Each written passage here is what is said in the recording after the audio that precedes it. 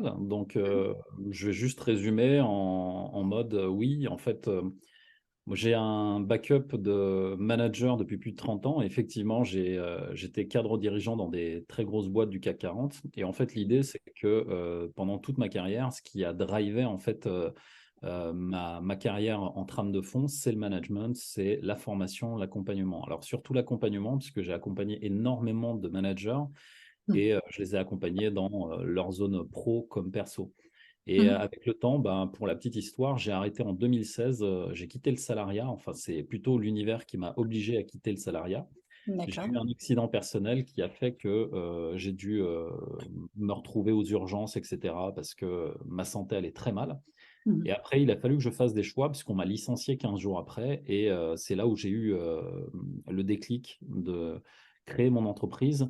Donc, plus spécifiquement, je suis coach PNL, je suis maître praticien et j'utilise beaucoup la PNL en fait pour aider les entrepreneurs qui se lancent, Mhm. mais qui veulent justement avoir une croissance saine, pas partir en burn-out. C'est-à-dire que il y a beaucoup d'entrepreneurs que j'accompagne aujourd'hui qui sont ingénieurs de formation, par exemple, et qui sont extrêmement mentales, cérébrales et qui veulent tout contrôler, tout maîtriser et qui se crament en fait quand l'entreprise qu'ils ont créée commence à avoir des résultats. Donc j'accompagne vraiment dans cette écologie, c'est le bon terme pour moi, puisque c'est un terme PNL que j'aime beaucoup, Mhm. qui parle simplement d'équilibre intérieur et qui permet justement aux gens de se recentrer sur eux. Et c'est surtout de ça dont on va parler dans cette masterclass, c'est de centrage sur soi, de vous en fait, plus Mhm. précisément. Ok. Burnout, une pathologie du contrôle, d'après toi, du mental? Il y a effectivement des signes souvent de cette envie de tout contrôler, de cette Mhm. envie de perfectionnisme, d'aller dans le détail des choses. Quand vous conduisez un Airbus A380, vous n'avez pas besoin de comprendre comment, dans la turbine droite, la petite vis de la turbine qui est à l'intérieur fonctionne. Mhm. Ce que vous avez besoin, en fait, c'est de comprendre comment piloter et comment amener l'avion à destination. Et souvent, quand on se lance, et j'ai beaucoup d'entrepreneurs qui viennent suite à un burn-out, et je vais te raconter une histoire là-dessus qui est hallucinante. Ouais.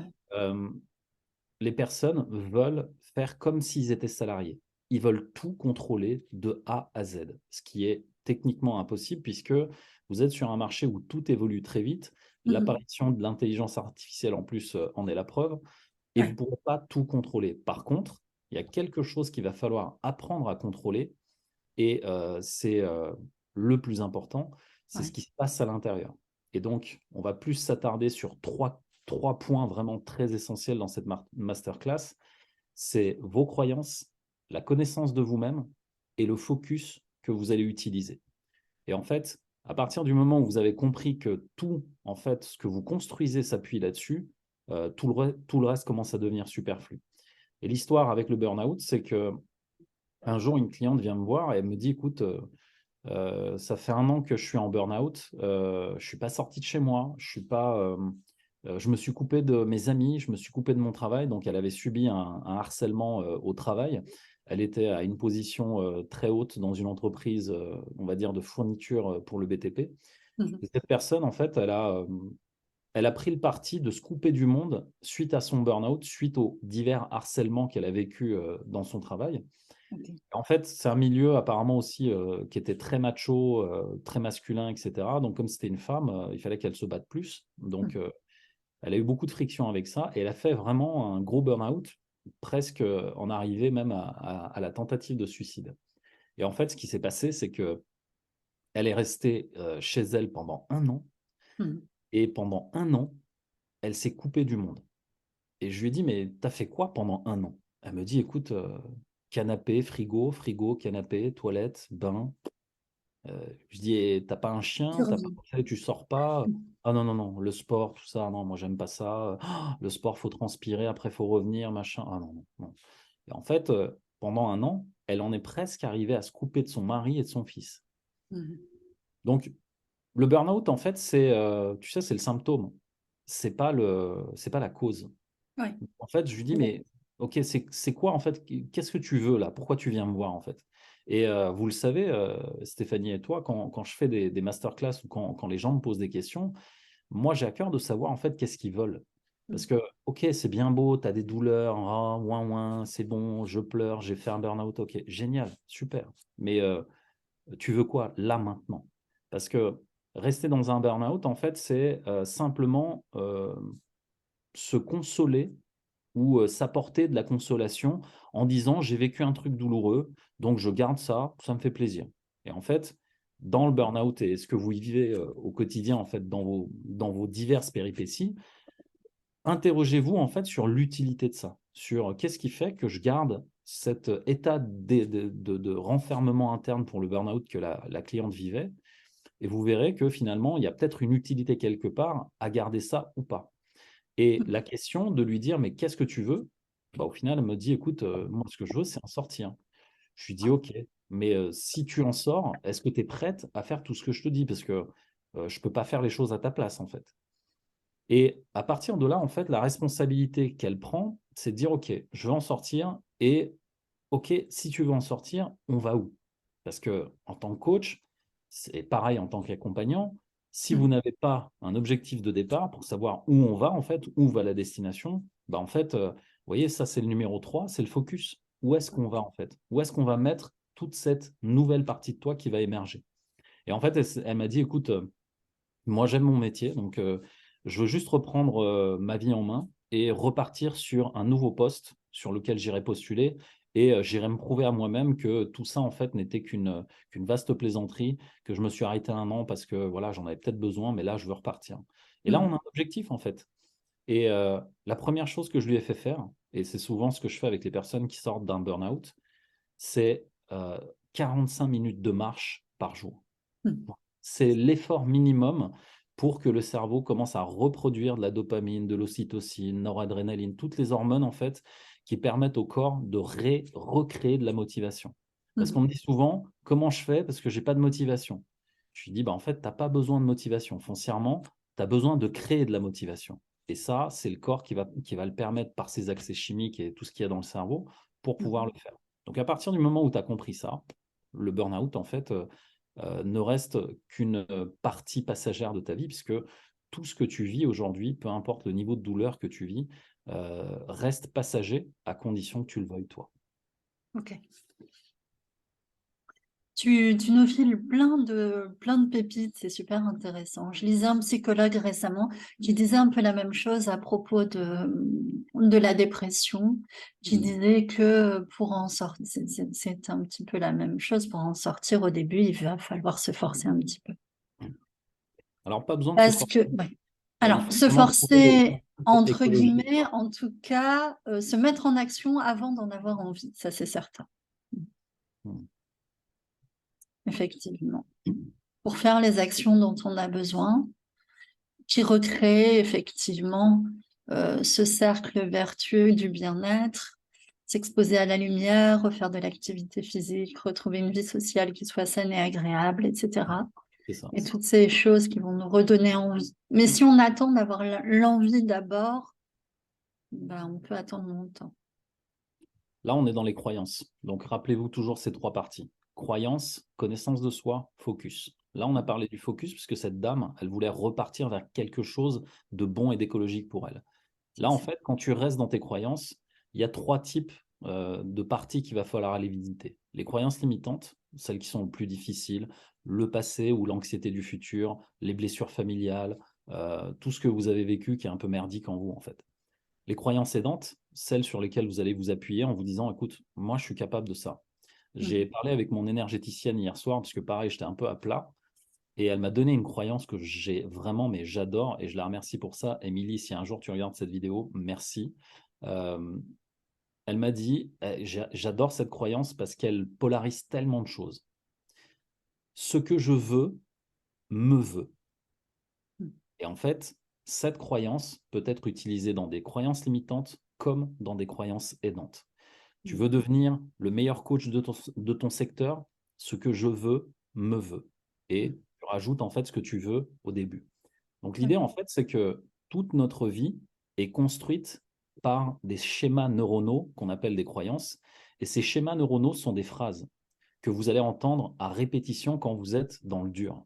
Par exemple, si votre père vous a dit un jour, de toute façon, toi, tu feras jamais rien dans la vie, cette phrase peut devenir un espèce de bâton avec lequel vous allez vous flageller toute votre vie et vous allez creuser comme un muscle, un sillon dans votre cerveau qui va être une boucle répétitive. Donc c'est pour ça que aller voir ces croyances limitantes, savoir déjà si elles vous appartiennent ou si elles appartiennent à quelqu'un d'autre, va être une des premières démarches qu'on va faire. Moi, je le fais par la PNL puisque c'est vraiment ma zone d'excellence. Et en fait, souvent, ce que je fais avec ça, je reprogramme ces croyances. Parce que une expérience déjà vécue est une expérience dans laquelle, justement, on n'a pas eu, en fait, d'autres points de vue. Et souvent, quand vous êtes dans une croyance limitante, vous verrez le spectre de vos solutions diminuer un peu comme un cheval qui a mis des œillères. Et c'est souvent ce qui se passe dans une dépression ou un burn-out. On arrête de regarder les solutions ou les ressources qu'on a en nous. Et c'est la première chose qu'il faut aller travailler et qu'il faut reprogrammer. À partir de là, une fois que vous avez accès à vos ressources, vous allez en fait sur la deuxième chose, les croyances aidantes. Et ces croyances, qu'est-ce qu'elles vont faire? En fait, en ayant reprogrammé ce que vous avez en vous, les croyances limitantes, ça va vous permettre d'aller rechercher de nouvelles ressources qui vont, elles, vous apporter justement une nouvelle vision et de nouvelles solutions.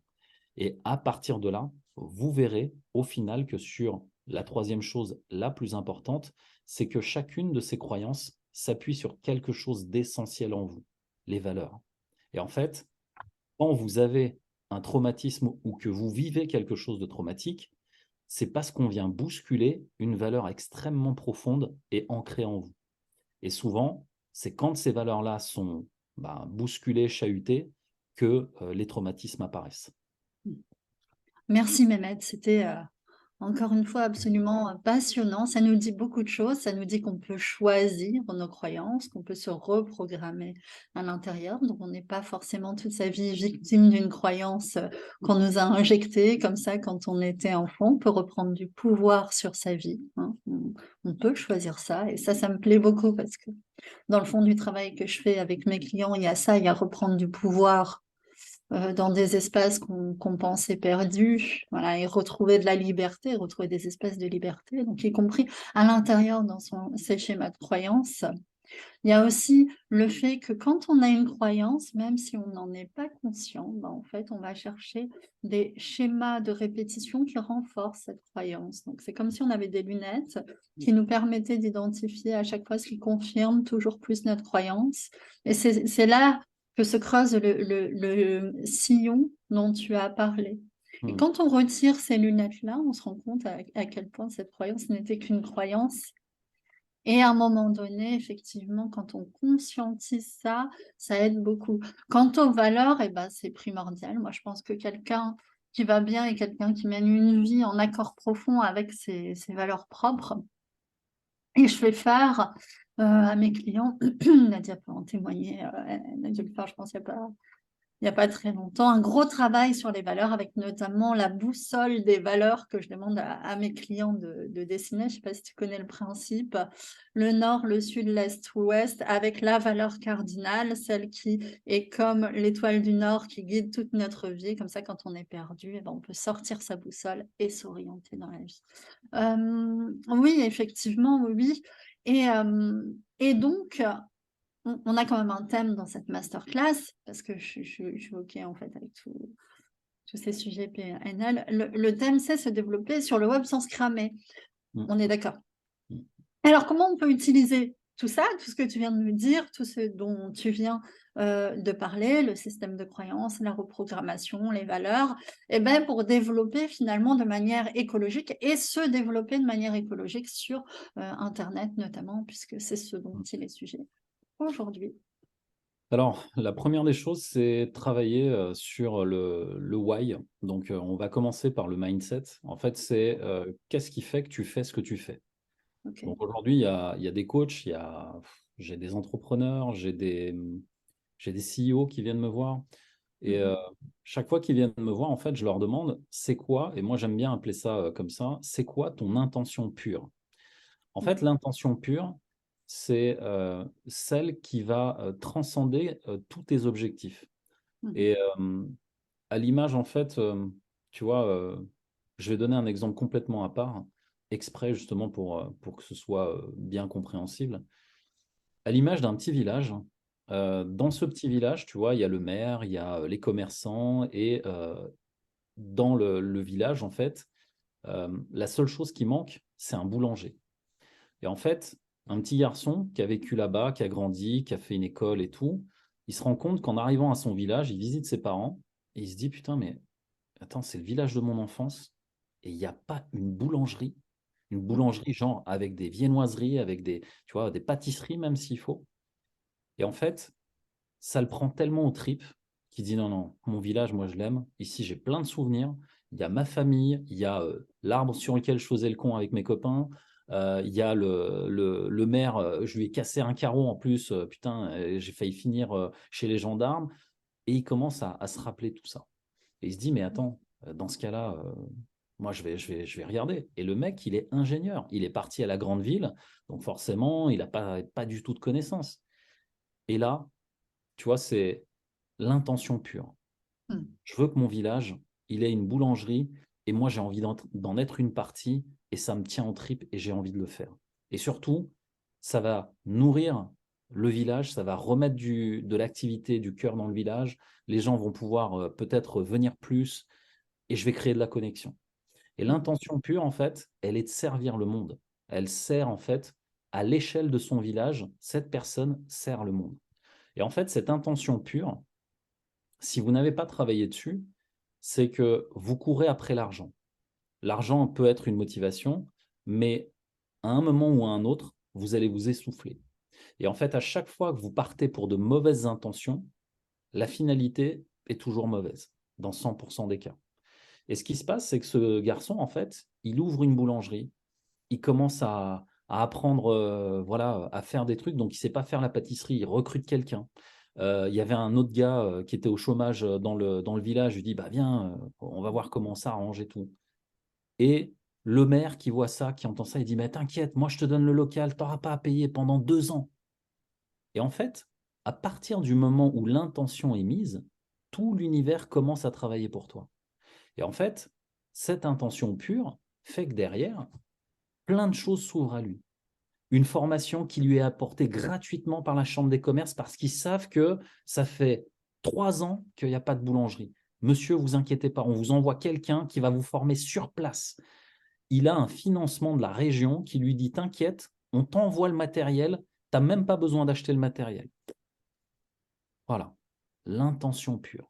Et à partir de cette intention, en fait, si ton intention, elle est profonde et que tu es aligné avec ça, ça touche tes valeurs, ça aide les gens autour de toi, ben en fait, c'est là où tu as tout gagné. C'est là où justement l'intention que tu mets dans ton entreprise et chacun de tes actes prend de la profondeur et que potentiellement, ça puisse, on n'est pas à l'abri, aider et les personnes qui sont autour de toi et ta famille et pourquoi pas le monde. On n'est pas à l'abri que ça marche. Et en fait, quand tu es là-dedans, bah, il ne peut rien t'arriver, quoi. Tu es dans une vibration tellement pure, tellement intense, il ne peut rien t'arriver. Il t'arrive en fait que des bonnes choses. Et il y a 2 phrases que j'aime beaucoup de Tony Robbins qui dit, tout ce qui arrive dans la vie arrive pour toi et pas contre toi. Et surtout, si tu veux que ça arrive, sois le gardien, et ça c'est la deuxième phrase, sois le gardien de la porte de tes pensées. En fait, il dit mind ça veut dire esprit, etc. Mais il faut vraiment que tu sois en fait le gardien de la porte de tes pensées, puisque les croyances négatives, néfastes, désagréables, limitantes, tout ce que tu veux, ces pensées-là, en fait, le cerveau a une facilité à aller vers ce qui est négatif facilement. Et en Ouais. fait, plus il va y aller, plus ça va être facile et plus il va le faire.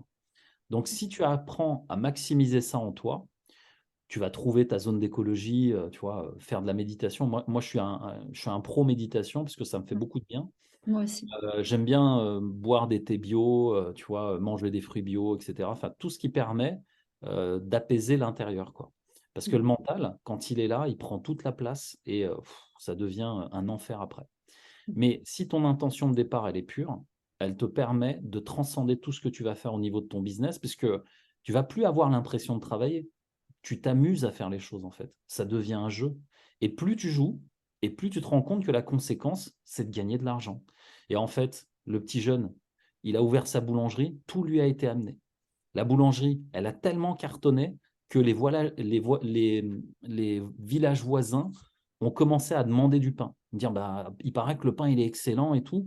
Bah ouais, le mec, il se lève tous les matins à 4 heures, il met une telle énergie à faire le pain, à dire, putain, ça va servir. T'imagines le pain, l'énergie vibratoire que le mec, il a quand il pétrit son pain, qu'il façonne le pain, il y met tout son amour, tu vois. C'est comme une maman qui prépare une nourriture, mais c'est énorme, en fait. Et à partir de là, le village qui grandit, il participe à l'effort comment dire, économique, il apporte les pains directement aux vieux du village qui connaît bien parce qu'il a grandi avec, il tape à leur porte, il crée du lien, tout le monde le connaît, enfin, il vit sa best life. Et il devient célèbre. Et un jour, on ne sait pas pourquoi, la télé passe par là parce que tout le monde parle de lui et il devient meilleur ouvrier de France. Le mec, il n'a rien demandé. Tout vient à lui. Voilà. Ça me parle beaucoup ce que tu dis. On dit souvent que l'un des ingrédients pour une bonne cuisine, c'est l'amour. Tu parlais d'énergie vibratoire. Et on voit bien l'absence d'amour, notamment dans beaucoup d'aliments industriels qui sont devenus toxiques et qui empoisonnent les gens avec des mauvaises graisses, trop de sucre, etc. On voit qu'à cet endroit-là, il n'y a pas eu d'amour, en fait. Le produit fini est techniquement le même. Mais ce L'intention qui se finale, passe ensuite n'a rien à voir. l'intention finale, c'est le profit. Tu sais, Ouais, aujourd'hui, on est dans des polémiques où on nourrit à l'échelle mondiale des populations entières avec des pesticides. c'est ça, Monsanto, je pense que vous connaissez les histoires. Bon, bien sûr. voilà. C'est quoi l'intention derrière, quoi, en fait? Le mec, il cherche le profit, donc il va tirer les marges au maximum, il va prendre des trucs chimiques qu'il va mettre dessus. C'est quoi? Ah non, non, mais ça crée des cancers. Pas grave, c'est pas cher, vas-y. Ça réduit nos marges. Ouais, c'est bon. Et nous, on achète derrière. Bah, si on achète, c'est notre responsabilité aussi, quoi. Tu vois? Donc, c'est encore une fois l'intention, la conscience que tu mets dessus aussi. Est-ce que tu es conscient de ce que tu es en train de faire? Et à C'est ça. chaque fois que tu commences un business, avec quelle intention et quelle conscience tu mets dessus, en fait? Est-ce que Donc ton intention, c'est simplement de... ouais, la première recommandation que tu donnes pour ne pas se cramer en faisant un business sur le web, c'est d'être bien aligné avec son why, de trouver son why. C'est C'est ça, bien ça? c'est ça. Et en fait, le why va définir en fait toutes tes actions subconscientes, puisque le subconscient, il fonctionne comment? Très simple. Imagine, tu regardes un film d'horreur, d'accord? Tu vas au cinéma, et ce Mhm. film d'horreur, en fait, euh, à un moment dans la salle, tu sursautes comme ça. Ce qu'il faut savoir, c'est que la peur, elle se transmet en moins de 1 milliseconde. Ouais, Vraiment. Il y a 150 personnes dans la salle, boum, tu peux avoir cette émotion, et boum, elle est imprimée en toi. clairement. En Même fait, si tu le sais d'ailleurs. Même ouais, si tu même sais que si ça tu arrive, la réaction arrive quand même. Voilà, même si tu le sais, tu vois Mhm. le mec, il est dans la salle de bain, il ouvre la glace se referme, il y a quelqu'un derrière lui, Je tac, sais que tu ça sautes. pue. Tu sais que ça va arriver. Voilà, tu le sais. Mais en fait, tu le fais quand même. Ouais. Et tout ce qui finalement en fait ne s'exprime pas s'imprime. Et souvent, aller justement regarder ce qui t'anime le plus toi en premier va te permettre finalement d'avoir des actions à haute fréquence vibratoire dans tout ce que tu vas faire et surtout de, de ne pas en fait garder ça pour soi. Et c'est pour ça que je fais des masterclass, c'est pour ça que je fais des conférences, c'est pour ça que quand on a en fait un, on va pas dire un pouvoir, mais quelque chose en nous, ben, si ça a été placé là, c'est qu'à un moment, il faut donner pour recevoir. Et là, je vais faire une petite aparté là-dessus, parce que le why, il est important en fonction de toi, de tes capacités, etc. Et ça rejoint la deuxième partie de connaissance de soi. Il faut connaître en fait ses limitations, il faut connaître ses frontières, et il faut connaître aussi son profil de personnalité avec peu importe quel outil d'inventaire de personnalité vous utilisez. Si vous ne connaissez pas ces trois choses-là, je connais des personnes, moi, qui sont empathiques, qui ouvrent un business et qui n'arrivent même pas annoncer leur prix parce qu'elles ont peur justement de « Ah oui, mais le prix, tu comprends ?» Oui, mais tu as passé 2 heures avec la personne quand même. Ça a de la valeur. « Ah oui, mais non, mais c'est pas grave. » En fait, s'il n'y a pas de limitation, s'il n'y a pas de cloisonnement en fait dans ce que tu donnes, c'est un peu comme si tu crachais sur ce que l'univers a placé en toi. Ouais. Et tu prends le cadeau, tu sais, c'est quelqu'un qui arrive le jour de ton anniversaire, il te donne un cadeau comme ça, et toi tu prends le cadeau, tu craches dessus comme ça. Ça se fait pas en fait. Mm. Et la fréquence vibratoire qu'on a en nous, elle est conditionnée par les croyances, donc par le premier niveau, les croyances qu'on a en nous, limitantes, aidantes, les valeurs. Mais si toi, tu n'es pas allé regarder qu'est-ce qui fait sens pour toi. J'ai vu une personne un jour venir me dire je suis dans un travail, j'en peux plus de ce travail. La personne, en fait, c'est une personne plutôt instinctive, tu sais, qui aime parler, qui aime s'exprimer, qui parle à voix haute, etc. Elle voulait faire un métier d'ingénieur informatique cloisonné dans un bureau toute la journée pendant 8 heures. Mais ce n'est pas ta zone de génie, en fait. Mm. Et tant que tu n'as pas compris justement ce qui t'anime au plus profond de toi et que tu n'es pas allé regarder la carte et la boussole, comme tu disais tout à l'heure, en fait, tu vas où? Tu vas servir qui? C'est ça. Et, et dans l'aparté que je voulais faire, souvent, les entrepreneurs confondent, ils oublient en fait une chose. Voilà. Il y a 4 étapes. Quand tu commences à te lancer et que tu es justement dans ta mission et que tu as envie de faire quelque chose. La première, souvent, beaucoup se lancent en pensant qu'il faut faire, faire, faire, faire, faire. C'est-à-dire, tu as un business en ligne sur le web, je fais du contenu, je crée des trucs, je crée des ateliers, je crée des machins. Faire, faire, faire, faire, faire. Non, non, non. Mm. Tu commences jamais par ça. Tu commences d'abord par l'être. Mm. Qui je suis, qui je veux servir. L'ikigai, je pense que tout le monde connaît. Tout à fait. Quelle est la compétence que j'ai en moi, C'est mon fond d'écran. voilà, qui peut servir le monde, pour lequel les gens sont prêts à payer Mm. et qui va me faire, moi, vibrer à une très haute fréquence vibratoire. Yes. Si tu n'as pas commencé par l'être, par qui tu es, ce que tu aimes, qu'est-ce qui te fait vibrer, qu'est-ce qui te dégoûte, qu'est-ce que tu détestes faire, en fait, Mm. tu C'est sais déjà clair. pas où tu vas, Il en y a fait. ce que tu aimes, mais il y a aussi ce que tu n'aimes pas. Et en fait, ce que je lis en filigrane depuis le début de ton intervention, finalement, c'est qu'il faut, en plus d'être ouvert à l'univers comme ça et être dans le oui, il faut absolument se protéger et intégrer le non pour être bien structuré dans son activité. Limitation et frontières, exactement. Limitation, frontière, intégrer le non. Et Ouais. je pense que quand on est dans la générosité, le don, machin et tout, et l'aide, on est beaucoup dans le oui. Alors, je te parle du filtre, de mes filtres et de mon histoire d'empathique. Voilà, je suis toujours empathique, hein. Des fois, ça m'arrive de dévier encore. Mais quand tu as passé l'accident dont je n'ai pas parlé tout à l'heure, c'était une hémorragie interne que j'ai faite à force de donner, en fait. Je Ouais. donnais tellement de temps aux autres que je m'en accordais plus à moi-même, ni pour me reposer, ni pour prendre soin de ma santé. Donc, à un moment, c'est mon corps qui a lâché. Et il m'a dit, là, stop, ça va trop loin, en fait. Et quand tu n'as pas écouté les signaux de ton corps, de ton environnement, des gens, voilà, d'une journée de travail que tu vois plus passer en fait parce que ça va trop vite. Voilà. Mm. Les limitations sont celles que toi, tu vas imposer en fait, que tu vas éduquer chez les autres puisque il y a une règle. Les limitations, c'est une éducation que tu donnes à ton entourage. Très simple, comme les enfants. L'enfant, il déboule dans ton bureau, il pète la porte. Ah, papa, gna, gna, gna, gna, gna. Non. Prends le gamin, tu le fous dehors, tu lui dis la prochaine fois que tu viens, tu tapes d'abord, et Mm. si j'ai envie de te répondre, oui, tu peux rentrer, tu rentres. Sinon, tu ne rentres pas.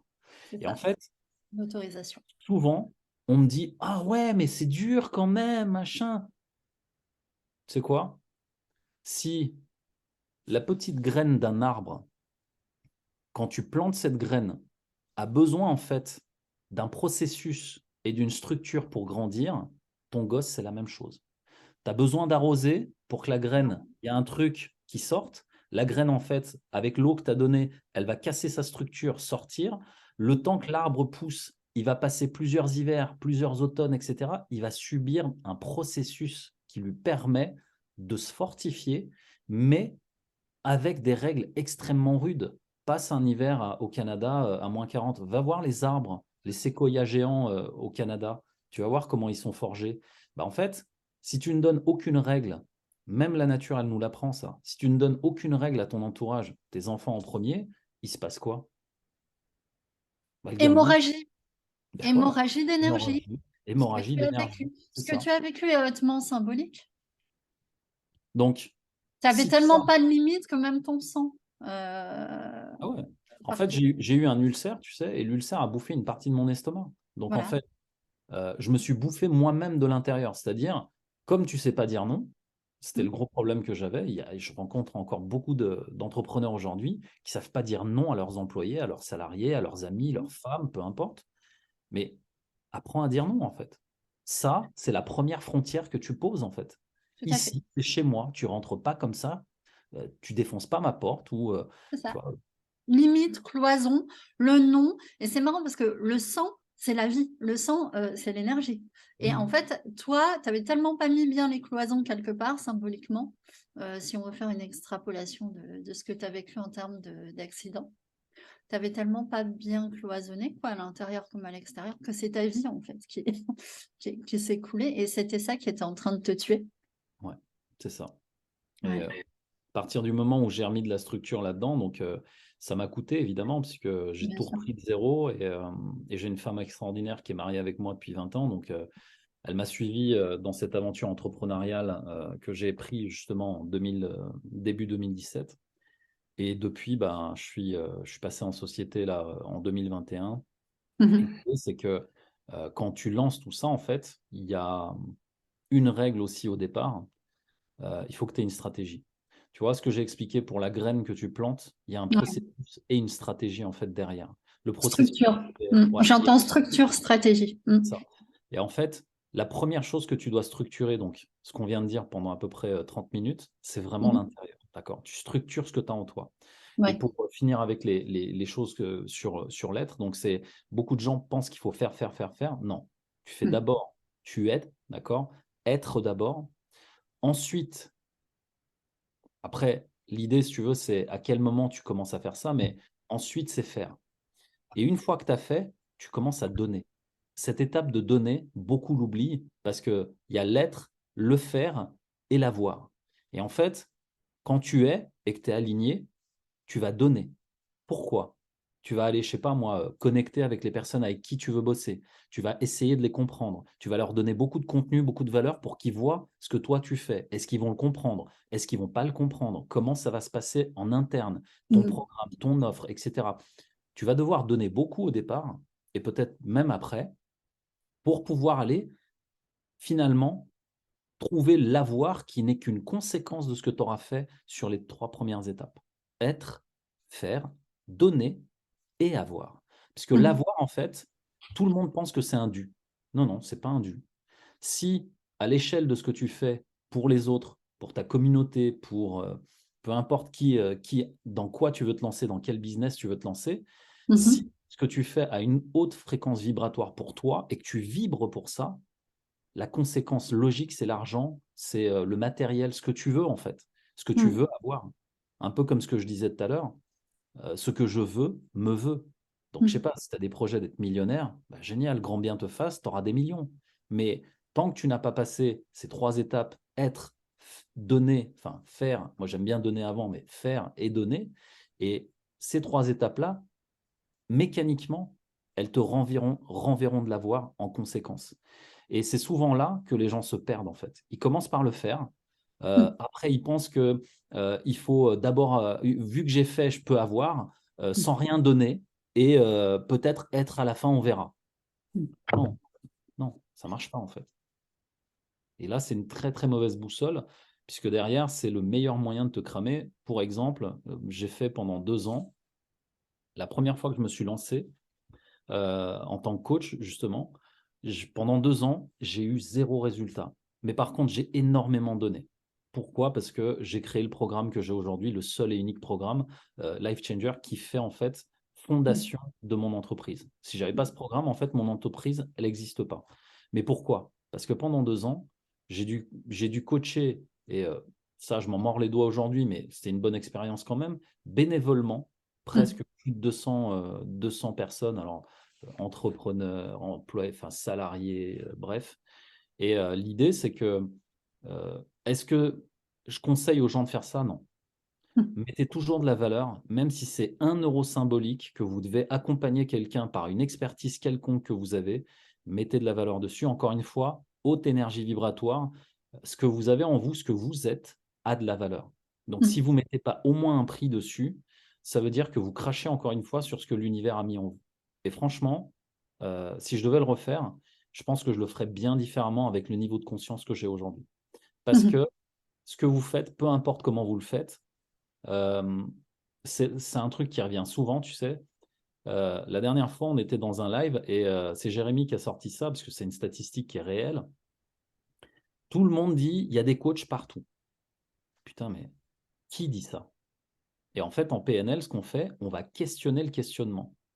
Qui dit qu'il y a des coachs partout? Ah oui, mais sur les réseaux sociaux, on voit que ça. Ben, en fait, les réseaux sociaux, c'est un algorithme, une machine qui te montre ce que toi, tu veux voir.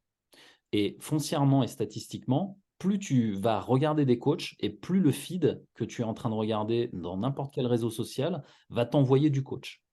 Il faut savoir que les coachs, la statistique, c'est 10 000 coachs, je crois, en France, alors qu'il y a 100 000 médecins. Par contre, quand tu fais 100 mètres, tous les 100 mètres, tu vois une plaque de médecin doré, tu n'es pas choqué. Tu ne te dis pas, putain, il y a des médecins partout. Pareil avec les boulangeries. Tu vas, moi j'ai une boulangerie en bas de mon quartier là-bas, il y a 3 boulangeries espacées de 200 à 500 mètres chacune l'une de l'autre. Ça choque personne, c'est normal, tu vois. Et après on me dit, ah oui, mais il n'y a plus de place sur le marché, tout le monde fait du coaching.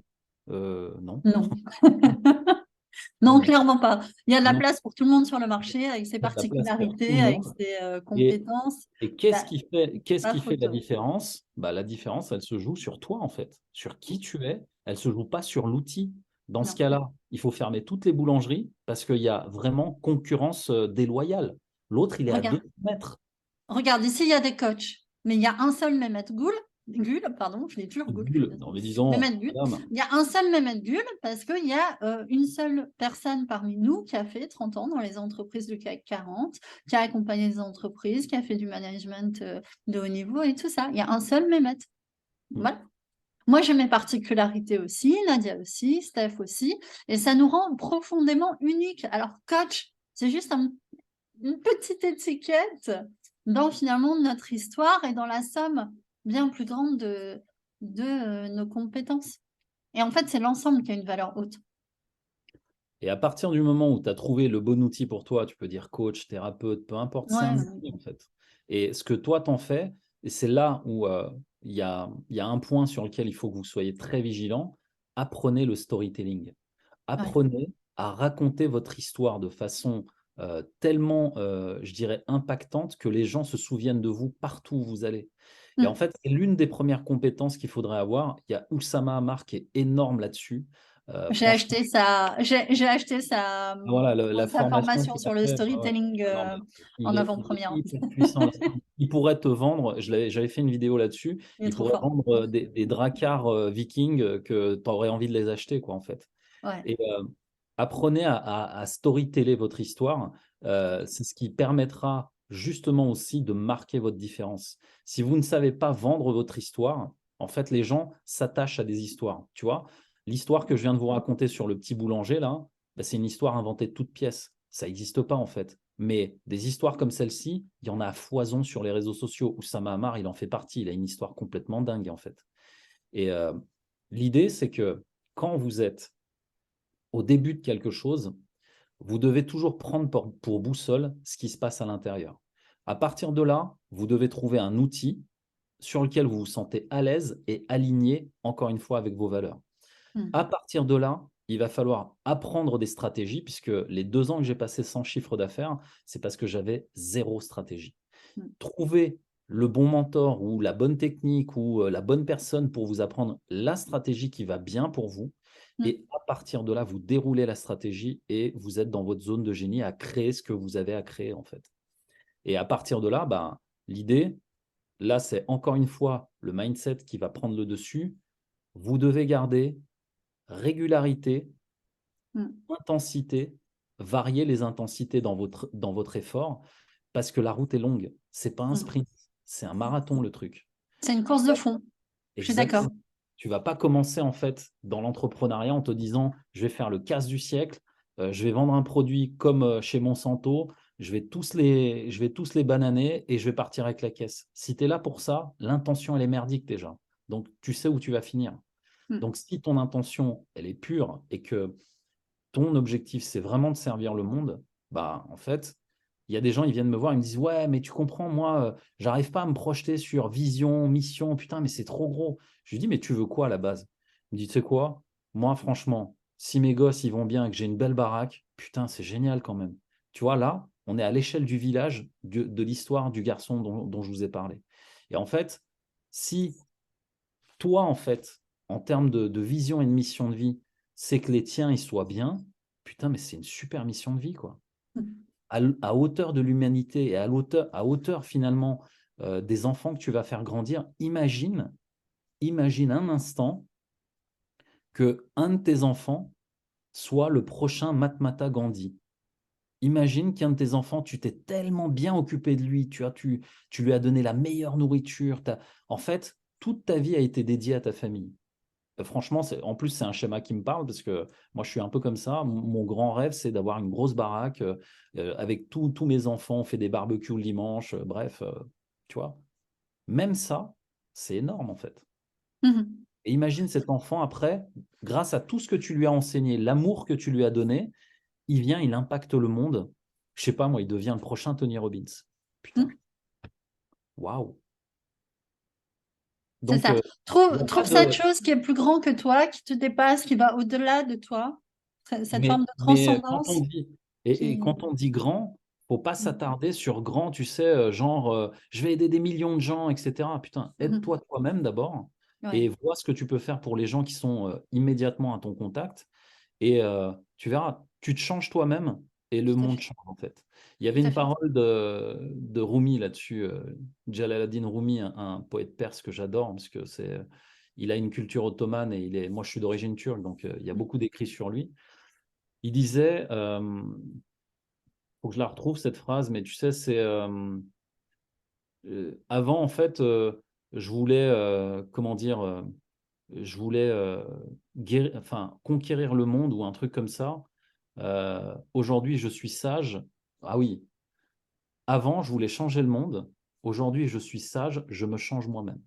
Mhm. Et en fait, tu peux pas changer le monde si toi-même, fondamentalement, tu changes pas. Tout à fait. Tout à fait. Si tu regardes sur la page d'accueil de mon Facebook, c'est écrit le soleil est nouveau chaque jour. Et, euh, et c'est Héraclite, philosophe antique, qui disait ça. Mm. Et Héraclite, il a passé sa vie à vouloir être libre. Et tu sais, l'homme qui vivait dans un tonneau, qui se baladait avec une lanterne et qui disait, je cherche un homme. Mm. En tant que type autocentré, je crois que il n'y a pas mieux. Il a passé finalement sa vie centrée à se changer lui-même. Mm. Et il a fait des écrits et on peut dire ce type n'avait aucune ambition de changer le monde. Et pourtant, ces écrits sont arrivés jusqu'à nous et ont impacté toute l'histoire de la philosophie. Alors qu'on a affaire à un gars qui vivait dans un, entre guillemets, hein, selon la légende, mais c'est rigolo, qui vivait dans un tonneau. Et aujourd'hui, juste sa petite phrase dont on a retrouvé qu'un fragment, le soleil est nouveau chaque jour pour dire que chaque jour il y a un nouvel espoir. Mm. Cette petite phrase-là, bah, elle est sur mon mur Facebook, tu vois. Imagine les milliers d'années que ça a traversé, etc. Et l'ambition était finalement de zéro, hormis être aligné avec lui et sa propre envie d'être un homme libre, non asservi finalement. Il est sorti Et de la cette matrice. lumière, elle parvient jusqu'à nous. Il est sorti de la matrice en fait. Ouais. Et oui. Et on pourrait dire, comment dire, César, machin, les grands hommes qui ont changé le monde, etc. Mais en fait, en se changeant Il y a un très bon à livre son de échelle. César, donc comment il s'appelle? Euh, le vrai nom de César, c'est pas César, c'est. Tu connais le nom de Aurel? Non, c'était quoi? Marc Aurèle. Marc Aurèle. En fait, Marc Aurèle, il a écrit, donc Marc Aurèle, c'est César, hein, de son vrai Penser pour nom. moi-même. Penser pour moi-même. Et ce bouquin, en fait, il est tellement formidable que tout César qu'il était, il faisait un travail perpétuel sur lui-même et C'était il empereur. avait détecté en fait des aptitudes, des comportements, des façons d'être chez ses proches, mais vraiment très proches, sa tante, son oncle, etc. Et il a tout répertorié dans ce livre-là, Penser à moi-même. Je vous invite vraiment Penser à pour moi-même. ouais, penser pour moi-même. Et franchement, à l'intérieur, il y a vraiment des pépites sur. Il voit en fait, par exemple, chez un de ses oncles, je me rappelle plus le passage, mais il voit chez un de ses oncles, en fait, le lâcher prise sur l'aspect matériel de ce monde. Et tu vois, ça rejoint ce que tu disais sur Héraclite, c'est vraiment le côté, le mec, il pourrait vivre avec une soupe par jour, ce serait OK pour lui. Parce qu'il vit en fait déjà hyper aligné avec qui il est, avec comment il voit le monde, etc. Et il enviait ce côté, en fait, finalement, lui, il vit vraiment. Alors que moi, je suis en train de conquérir le monde, j'ai plein de frictions dans mes troupes, dans mes machins et tout. Il y a vraiment une pensée hyper profonde là-dedans, quoi. Donc, à quel niveau aussi tu places, tu sais, parce qu'il y a quand même un état de spiritualité là-dedans, sans parler forcément de religion, etc., mais vraiment où tu places ta spiritualité aussi par rapport aux actions que tu mets en place, quoi. C'est Et ça. Où est la transcendance? C'est important aussi. Qu'est-ce qui impacte le monde au-delà de moi-même et de mes finalement petites ambitions c'est et ça. envies de liberté ou de richesse ou que sais-je? Qu'est-ce qui fait que je suis un canal pour une énergie supérieure, quoi, si on est vraiment fortement dans dans la transcendance. Euh, je pense qu'il y a des formes d'intelligence collective et d'énergie qui sont bien au-delà de nos petites personnes et dont on peut être effectivement investi d'une certaine manière. Moi, j'ai bossé 10 ans pour la sécurité sociale, ça me parle beaucoup parce qu'en tant qu'instance supérieure, contribuer chacun le principe de la sécurité sociale, normalement, c'est chacun contribue selon ses moyens et reçoit selon ses besoins en termes de santé. Mm. C'est une mission transcendante s'il en est, quoi. Mm. Et ça a été fait quand? Bah, à la sortie de la guerre, quand il y avait beaucoup de besoins médicaux et peu de ressources. On a, on a ce genre de mission supérieure. Tout à fait. C'est un exemple, hein, mais et ça, effectivement, c'est quelque chose de transcendant et qui porte les gens et qui nous fait rayonner au-delà de soi. D'ailleurs, j'ai vécu ça, ça m'a un peu surpris, mais je l'ai un peu observé aussi quand j'étais cadre à la Sécu. Je voyais autour de moi ce rayonnement en fait de l'institution. C'est-à-dire que la Sécu, on en pense ce qu'on veut, c'est bien, c'est pas bien, machin. On a la vie qu'on veut sur le sujet, ils nous font chier, les papiers et tout, mais il y a quand même un rayonnement un peu mystique parce que tu es une petite partie de ce qui permet à ceux qui en ont besoin d'être soignés, au moins un minima. Et je percevais ce rayonnement qui arrivait à partir du moment où les gens savaient quelle place je prenais dans cette institution-là. Donc je l'ai vu, et j'ai vu quand j'ai quitté la sécurité sociale et que j'ai démissionné, cette aura-là se tarir. Alors bien sûr, à la faveur d'autres types d'aura, mais ça m'a permis d'observer ça, effectivement, oui. La puissance d'une mission transcendante. Voilà. Donc tout ça est très, très abstrait. Ça ne nous dit pas forcément de comment développer un business sur le web de manière écologique, mais quand même, ça nous dit connecte-toi dans ce qui en toi, à la transcendance en toi et à la mission supérieure qui fait que tu prends une petite part dans quelque chose de plus grand que toi Mm. et qui est aligné avec tes valeurs profondes, quoi. Mm. Et ça te portera. Tu auras cette aura, tu auras ce rayonnement. Écologique, ça veut dire quoi? En fait, suivant les personnes, suivant le profil des personnes qui vont venir me voir, Mhm. j'aligne en fait la stratégie de structuration interne à la stratégie de structuration externe. Il y a Mhm. des gens qui viennent me voir et me disent, écoute, moi, je veux faire 1500, 2000 euros, 3000 euros, 5000 euros. OK. Si Ouais. tu veux faire 5000 euros, il y a un état d'esprit et un état de discipline interne, de structuration interne, qui ne va pas être le même si tu viens et que tu me dis, je veux 100 000 par mois. Si aujourd'hui, tu veux 100 000 par mois, ça va te demander un niveau d'exigence et un niveau de travail supérieur en termes de qualité, peut-être de volume au départ, parce que comme dans toutes les machines,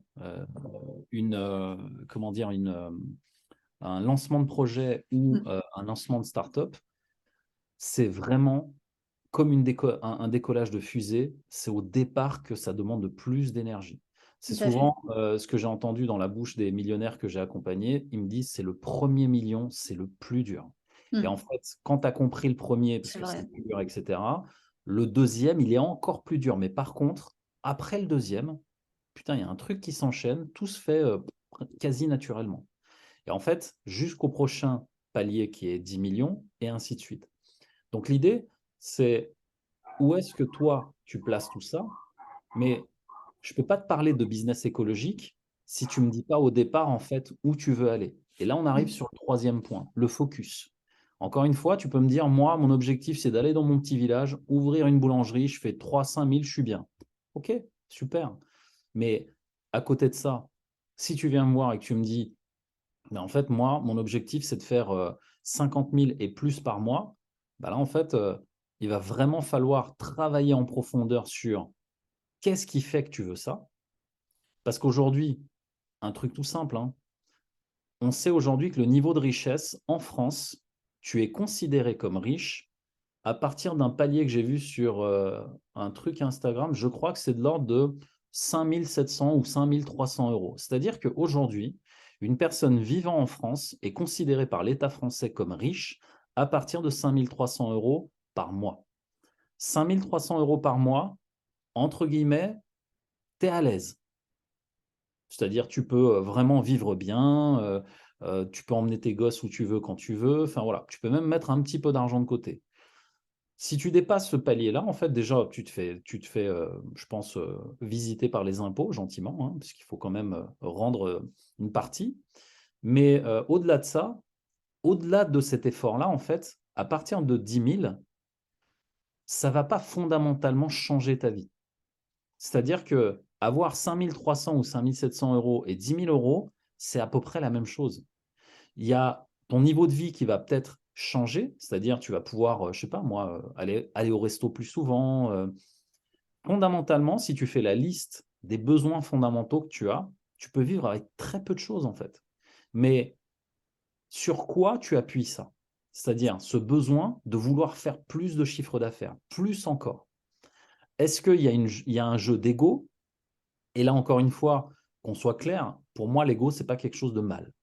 Le mal, le positif, le négatif, c'est une interprétation. Quelqu'un qui me dit, je suis obèse, je fais 150 kilos, je veux plus jamais être là-dedans. Elle fait de l'ego.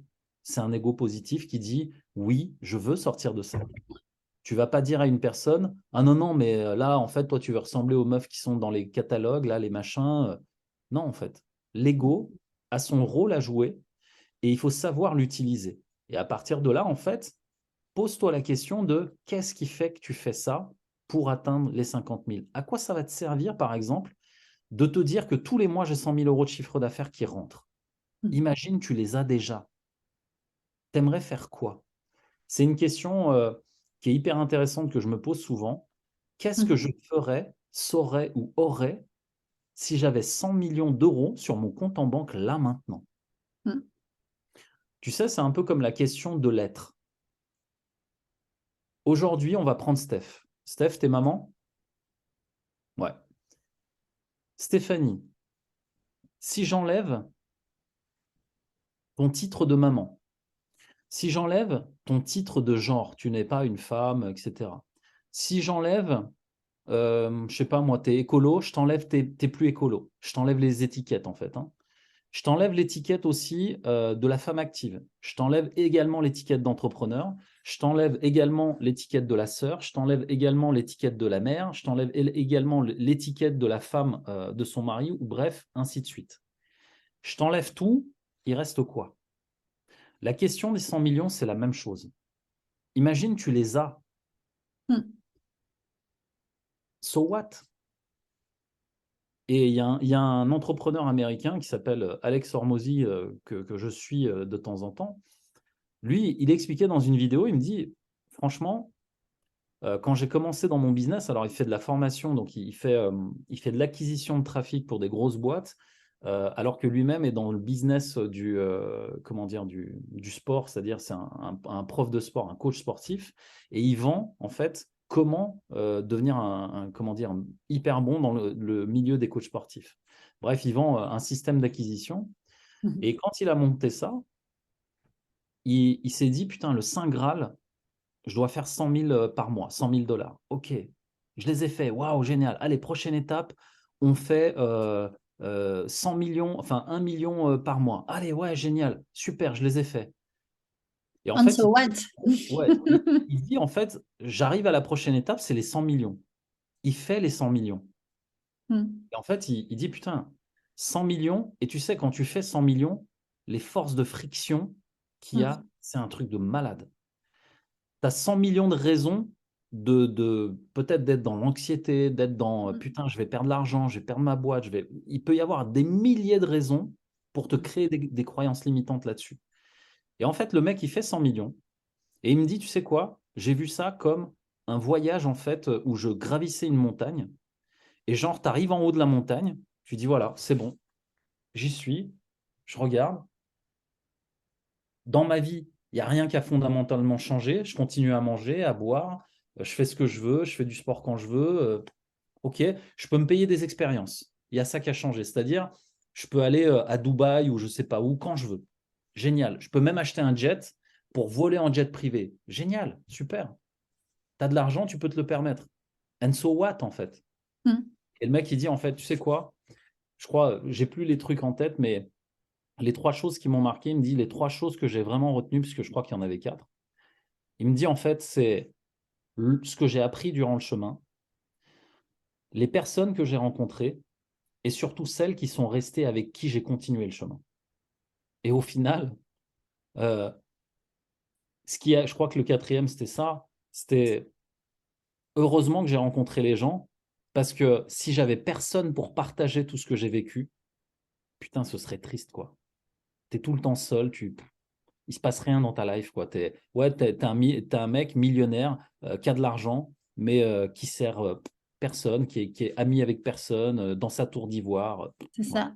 Et il y a un truc terrible quand tu as atteint ton objectif, c'est que tu es content pendant 3 jours, en fait. Et après, c'est normalisé. Et après, en fait, c'est un peu une stratégie que les love coach utilisent. Tu sais, ils appellent ça la stratégie de la pelote de laine. En fait, quand tu veux, voilà, que ce soit un homme ou une femme, que tu veux séduire un homme ou une femme, alors c'est plus, il mettait cet exemple-là sur les femmes, il disait en fait, c'est comme un petit bout de fil comme ça. Tu sais, quand tu joues avec un chat, le chat, en fait, tant que tu lui tends le petit bout de ficelle et qu'il peut s'amuser avec, tu vois, il continue à essayer. Et en fait, c'est un peu un jeu de séduction, suis-moi, je te fuis, fuis-moi, je te suis. Mais à partir du moment où le chat a attrapé la ficelle, il tire comme ça, il reçoit la pelote de laine, il regarde la pelote, Ça n'amuse plus. il se tourne et il s'en va. Mm. Terminé, en fait.